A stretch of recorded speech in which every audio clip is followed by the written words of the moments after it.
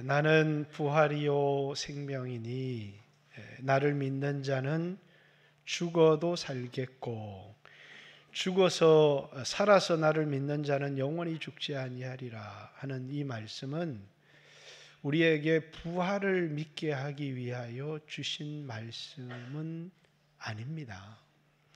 여러분들이 이 말씀을 가지고 우리에게 부활을 가르쳐 주려는 교훈이다, 물론 그런 내용도 있지만 특별한 의미를 가지고 있는 말씀입니다. 요한복음의 IM의 첫 번째 요한복음 6장 나는 생명의 떡이다 말씀하셨고, 요한복음 8장 나는 세상의 빛이다 말씀하셨고, 요한복음 10장에 나는 양의 문이다 말씀하셨고, 나는 선한 목자다 말씀하셨는데, 다섯 번째 나는 부활이요 생명이니 라고 오늘 예수님이 자기 자신을 우리에게 소개하는데, 이 말씀이 우리가 일반적으로 알고 있었던 부활을 가르쳐 주려고 하는 말씀이다, 부활에 대한 소망을 주려고 하는 말씀이다. 물론 그런 의미도 우리에게 있겠지만 그것과 다른 더 특별한 의미를 우리에게 주는 것이다. 그래서 여러분들이 기존에 알고 있었던 그런 말씀일 거다라고 생각하지 말고 말씀을 끝까지 귀 기울여 들었으면 좋겠습니다. 마가복음 5장에 예수님께서 죽은 소녀를 살리시죠. 달리다금 소녀야 일어나라 이렇게. 누가복음 7장에 과부의 독자를 예수님이 살리십니다. 그래서 청년아 내가 내게 말하노니 일어나라, 이렇게 일어나라, 에게이로라고 하는 단어인데, 일어나라라는 이 단어는 이제 부활을 상징하는 단어입니다. 근데 오늘 요한복음 11장에는 일어나라 이런 말씀이 나와 있지는 않습니다.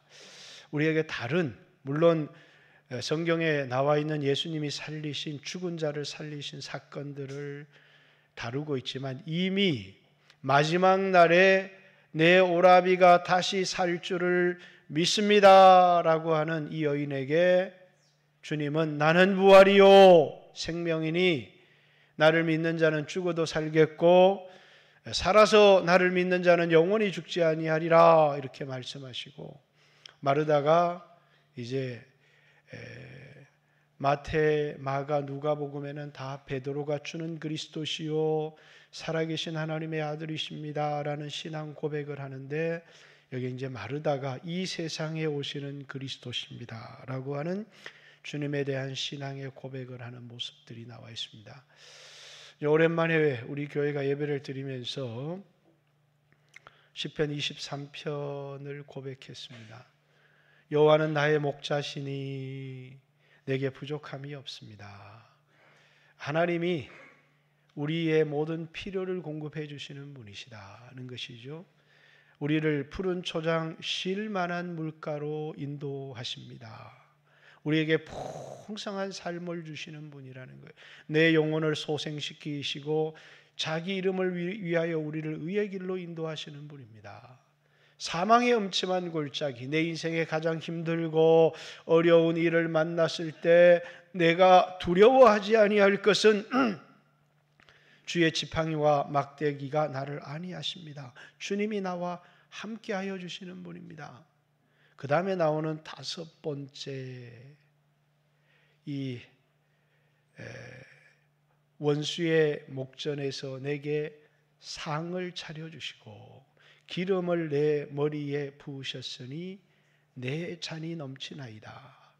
원수의 목전에서 내게 상을 차려주셨다라는 말은 이 땅에서 내가 만나는 수없는 원수들에게 나에게 승리를 주시는 분이라는 말씀도 있지만, 이 말씀은 그분의 선하심과 인자하심이 영원히 나를 따르리니 내가 아버지의 집에 영원히 거하리로다라는 그 앞에 기록되어져 있는 말씀이죠.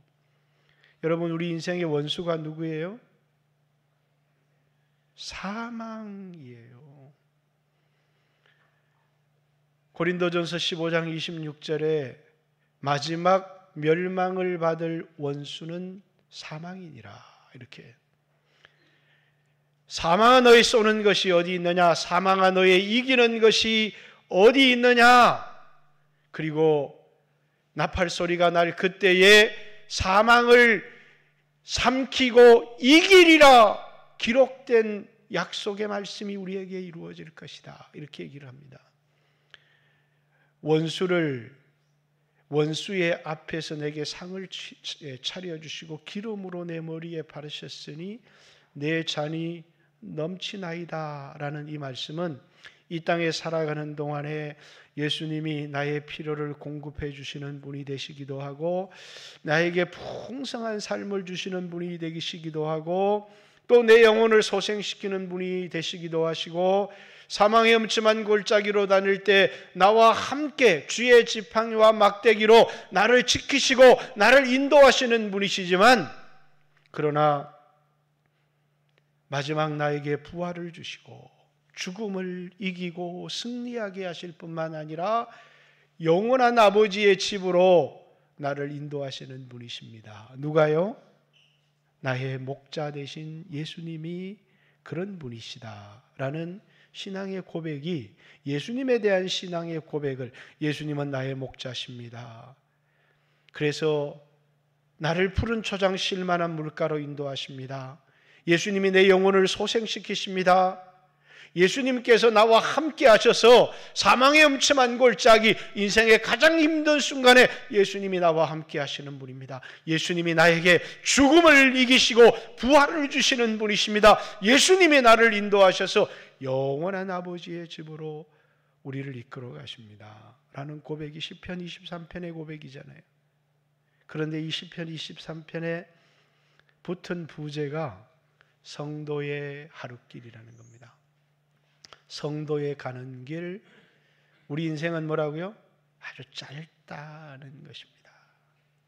그래서 혹은 긴 인생, 어떤 짧은 인생, 그러나 누구도 영원히 살 수 없네. 이 말은 뭐라고요? 어떤 사람은 좀 긴 인생을 살기도 하고 어떤 사람은 짧은 인생을 살기도 하지만 그러나 그 누구도 죽음을 피할 수가 없다라고 하는 겁니다. 죽음의 확실성. 이 세상에 태어난 모든 사람은 죽게 되어 있고 죽음 앞에 굴복할 수밖에 없다라는 것입니다. 그래서 죽음은 우리가 이 세상을 살아가면서 우리를 가장 절망시키고 가장 힘들게 하는 것이 죽음입니다. 죽음이 없다면 이 세상을 살만하다고 할 수 있겠지만 그러나 이 세상에 어떤 왕도 어떤 많은 돈을 가진 부자도 죽음 앞에서는 모든 사람이 평등할 수밖에 없다. 죽으면 이제는 이 세상과는 단절이 되어져요.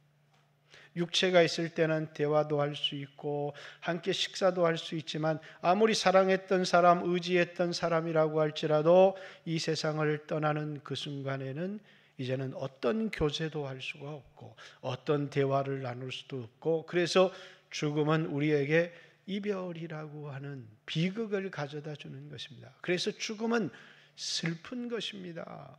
어떤 사람은 죽음은 아름답다고 죽음, 자살을 예찬하기도 하지만 죽음보다 인간에게 더 비참하고 두려운 것이 없는 것이 죽음이다라는 것입니다. 그런데 예수님은 뭐라고요? 우리에게 죽음을 이기게 하시는 분입니다. 그래서 오늘 본문에 뭐 하는 자가요? 믿는 자는, 나를 믿는 자마다 죽어도 다시 살아날 것이고 부활입니다. 살아서 나를 믿는 자는 영원히 죽지 아니하리라. 그러니까 우리가 무슨 영생교인가?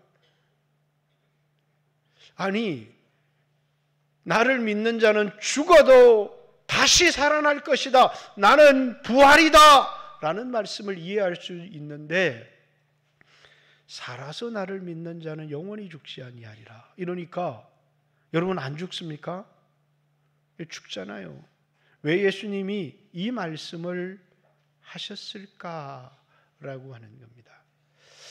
그렇죠. 우리 모두는 죽음 앞에 절망할 수밖에 없지만 고린도전서 15장에 보면 예수 그리스도로 말미암아 우리에게 이김을, 승리를 주시는 하나님께 감사하리로다. 그러므로 사랑하는 형제들아, 흔들리지 말며 견실하며 주의 일에 더욱 힘쓰는 자가 되라. 이렇게 우리에게 권면하잖아요. 왜? 우리는 죽음을 이길 수가 없지만 우리에게 이 죽음에 대한 승리를 주시는 분이 예수님이시기 때문이죠. 예수님은 이 세상에 죄로 말미암아 죽을 수밖에 없는 죄의 삭슨 사망이고, 오호라 나는 공고한 사람이로다, 이 사망의 몸에서 누가 나를 건져낼 수 있겠느냐? 그런데 뭐라고요? 예수를 죽은 자 가운데 살리신 이의 영이 너희 안에 거하시면 너희 죽을 몸도 살리시리라. 이 사망의 몸에서 누가 나를 건져낼 수 있겠느냐? 주 예수를 죽은 자 가운데 살리신 이의 영이 너희 안에 거하시면 너희 죽을 몸, 사망의 몸도 살리시리라. 이렇게 예수 그리스도로 말미암아 우리에게 성령을 주셨고, 그 성령으로 말미암아 우리가 죽음을 이기고 승리하게 된다는 것을 선포하고 있는 말씀입니다. 그러나 오늘 이 말씀은 좀 특별합니다. 단지 우리가 죽지만 이 죽음에서 일어날 것이다 라는 것을 가르쳐 주시는 말씀은 아닙니다. 왜? 주님이 여기 계셨더라면 내 오라버니가 죽지 않았겠습니다. 그러니까 예수님이 내 오라버니가 살리라, 마르다의 고백이 마지막 날에 다시 살 줄을 내가 압니다. 그때 예수님이 선포하신 말씀이 뭐예요? 나는 부활이요 생명이니 나를 믿는 자는 죽어도 살겠고 살아서 나를 믿는 자는 영원히 죽지 아니하리라. 이 말씀의 의미가 여러분 뭘까요? 주님이 여기 계셨더라면 내 오라버니가 죽지 않았겠습니다 라고 하는, 주님 왜 지체하셨습니까? 라고 하는, 오라버니가 병들었다는 소리를 듣고 편지를 그래서 예수님 사랑하는 자가 병들었습니다. 그 말이 뭐라고? 예수님 빨리 오세요. 예수님 빨리 오세요. 그런데 예수님이 그 소식을 듣고 나사로가 병들었다, 빨리 가자, 이렇게 해서 예수님이 빨리 서두르셨으면 얼마나 좋았을까요? 예수님은 이틀을 더 지체하셨습니다. 고의로 지체하신 겁니다. 그러니까 예수님이 이 집에 도착하셨을 때는 이미 나사로는 죽어서 썩어서 냄새가 나고 죽은 지 사흘이나 지났다, 이렇게 얘기를 합니다. 그러니까 이 마르다와 마리아의 마음속에는 예수님 빨리 오시지, 예수님이 여기 계셨더라면 내 오라버니가 죽지 아니하였겠습니다. 내 오라버니가 다시 살리라, 마지막 날에 다시 산다는 건 나도 믿습니다 라고 얘기를 하는 거예요. 마지막 때의 부활을 믿지 못해서 나는 부활이요 생명이니 네 오라버니가 마지막 날에 다시 살 것이라는 말씀을 증명하기 위해서 무덤 문을 열라, 나사로야 나오라, 그걸 말씀하시는 게 아니잖아요. 그건 믿고 있다는 겁니다. 마지막 때에 다시 살겠습니다. 그 말은 뭐라고요? 믿어요. 그러나 원망스러운 것은 예수님이 여기 계셨더라면 내 오라버니가 죽지 않았을 텐데, 마지막 때 부활 때는 다시 살겠지만 왜 예수님 일찍 오지 않으셨습니까? 라는 이 원망에 대한 예수님의 대답이 뭐라고요? 나는 부활이요 생명이니 나를 믿는 자는 죽어도 살겠고 살아서 나를 믿는 자는 영원히 죽지 아니라. 무슨 뜻이겠어요? 요한복음의 독자는 예수님을 육신으로 보지 못한 사람들입니다. 그러니까 예수님이 여기 계시지 않는 거예요. 예수님이 여기 계시지 않기 때문에 오늘 우리의 삶은 예수님이 여기 계셨더라면 내 삶이 풍성할 수 있었고, 예수님이 여기 계셨더라면 내 기도를 듣고 내 문제를 해결해 줄 수 있었을 텐데, 예수님이 지금 육체로 우리 가운데 여기 계시지 않아서 그래서 내 오라버니가 죽었습니다 라고 하는 고백이에요. 오늘 우리들도 그렇잖아요. 예수님이 오늘 육체로 우리 가운데 함께 계셨더라면 내 병도 나았을 거고 오늘 우리의 어려운 문제도 다 해결되었을 텐데 왜 예수님 이렇게 떠나가셨습니까? 왜 우리와 함께 계시지 않습니까? 내 오라버니가 죽지 않았을 겁니다. 예수님이 우리와 함께 계셨더라면.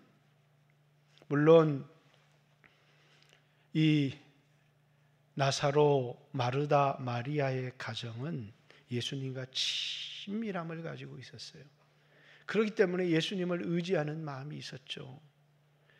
예수님이 고쳐주실 것이라는 기대를 가지고 있었어요. 여러분들도 기도하면서 이 기도에 대한 기대를 갖고 있지 않습니까?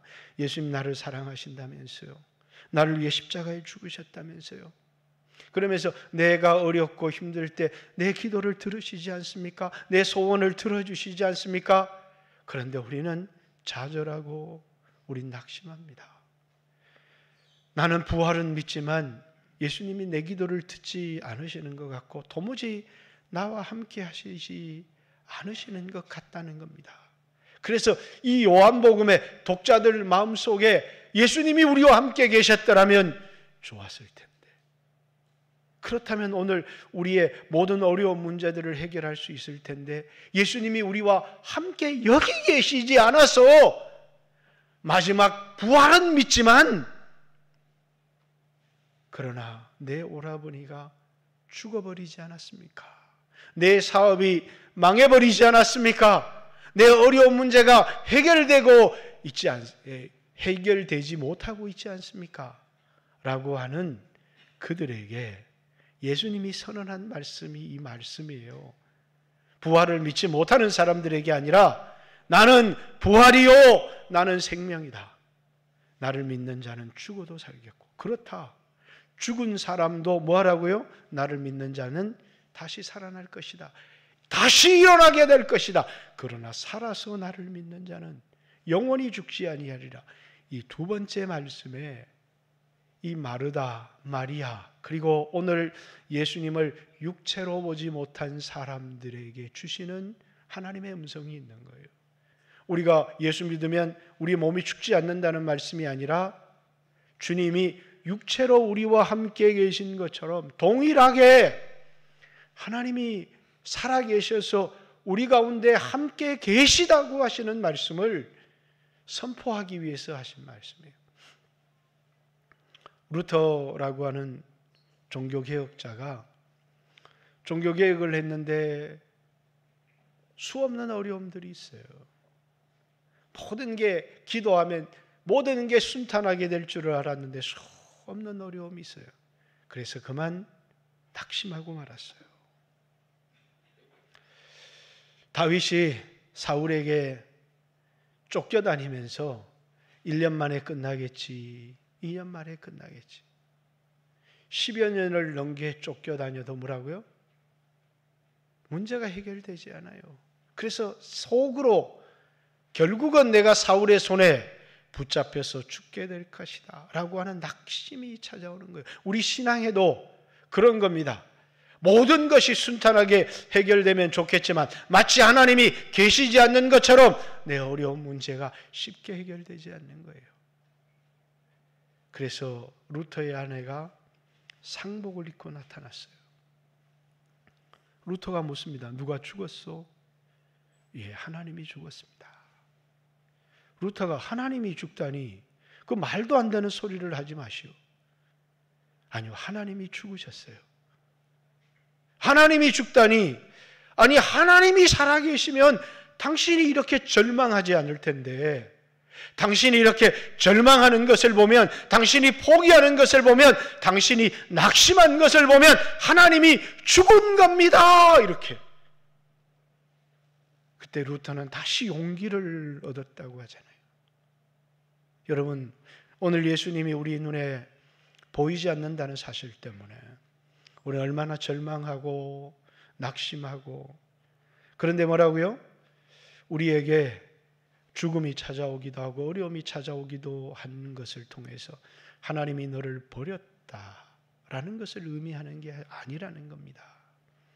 때때로 우리에게 고난이 필요하고, 때때로 우리에게 질병이 필요하고, 그것을 통해서 하나님이 우리를 연단할지라도 낙심할 이유는 없다는 거예요. 여전히 하나님이 우리와 함께 계시고, 그래서 예수님이 육신으로 여기 계시지 않아도 육체로 왔지만 예수님이 그들에게 보여주려고 하는 게 뭐예요?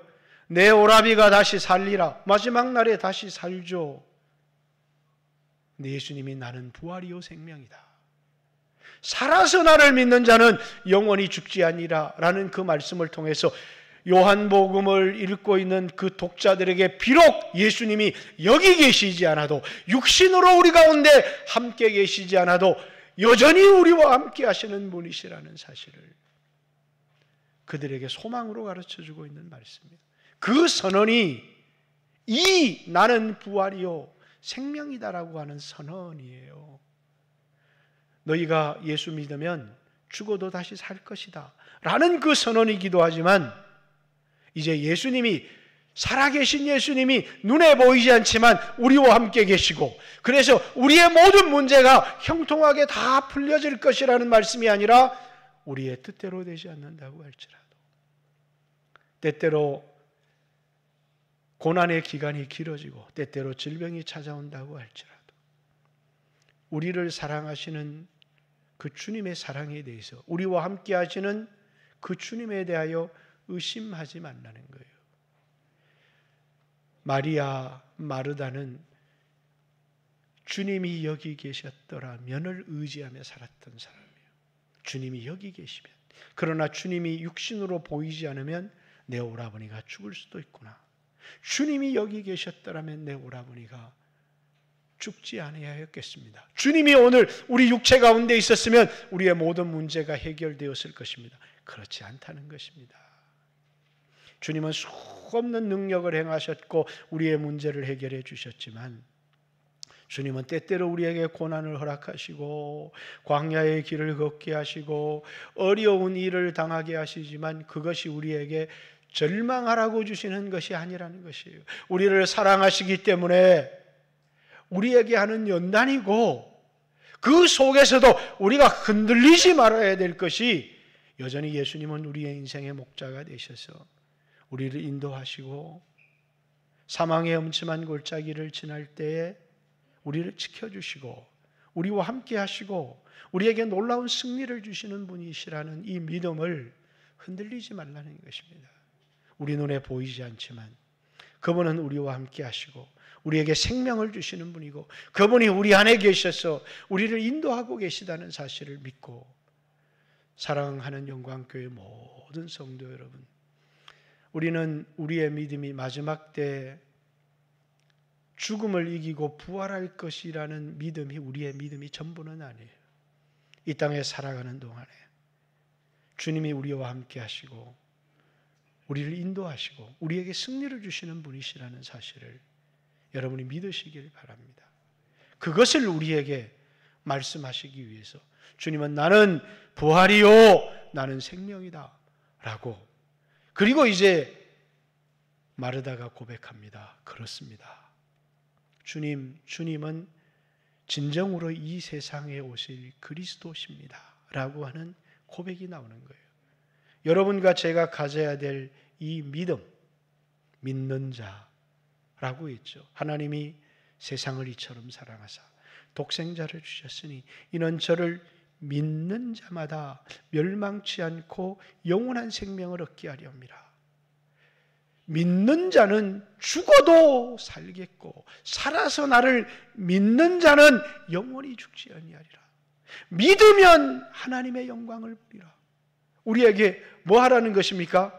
눈에 보이든 눈에 보이지 않든 함께 계시든 그렇게 보이지 않든지 간에 우리에게 능력을 가져다주고 풍성한 삶을 가져다주고 승리의 삶을 가져다주는 것은 그분을 향한 믿음이라는 것이에요.